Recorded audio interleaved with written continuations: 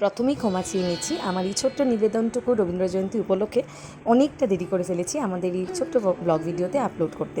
সারাদিনের ব্যস্ততার পরে ব্লগ ভিডিওগুলো এডিট করে ভাগ করে নিতে অনেকখানি দেরি হয়ে পড়ে কখনো কখনো আমার। তবে আজ রবীন্দ্র জয়ন্তী উপলক্ষে আমাদের অন্যতম খুব প্রিয় লায়ন্সের সদস্য আমাদের দিব্যান্টির বাড়িতে এই আয়োজনটুকু করা। গিয়ে দেখছি সকলে মিলে খুব সুন্দর করে সেজে গুছিয়ে উপস্থিত। তারই মধ্যে রবি ঠাকুরকেও খুব সুন্দর করে সাজিয়ে গুছিয়ে আমরা আয়োজনটুকু আজ করেছি। আমরা প্রতি বছরই রবীন্দ্র জয়ন্তী এইভাবেই আয়োজন করি।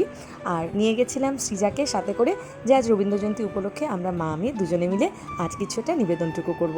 চলুন না সকলে মিলে একটু আয়োজনটা উপভোগ করি।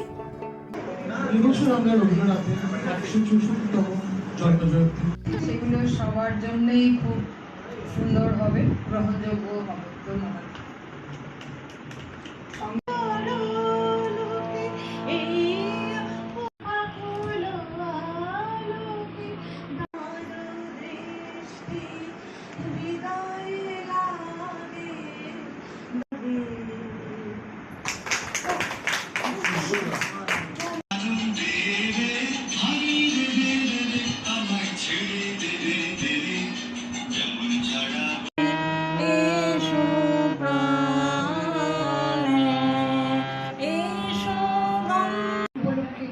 আমি কাবুলিওয়ালা নাটকের একটি অংশ পাঠ করছি।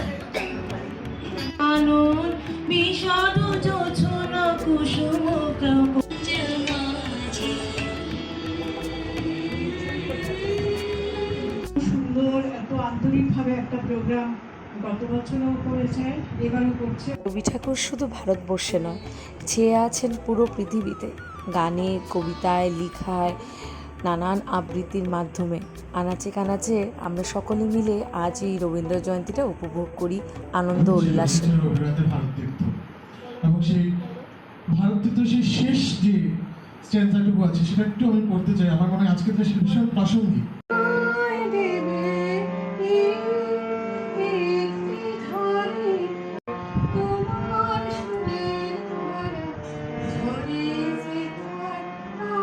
তারায় দুয়ার ধরিয়ে জননী জোগালা পুত্র পথ চাহি ফেরি তারে বক্ষে টানি আঘাতের পরে আঘাত কর মাতিয়া যখন উঠেছে পরাণ কিসের আধার।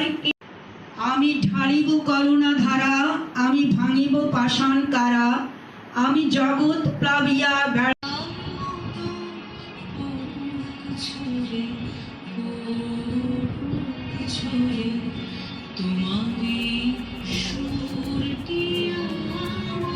তিনি জ্যোতিরিন্দ্রনাথ ঠাকুরের পার্ক স্ট্রিটের বাড়িতে গিয়ে রবীন্দ্রনাথ তখন সেখানে থাকতেন।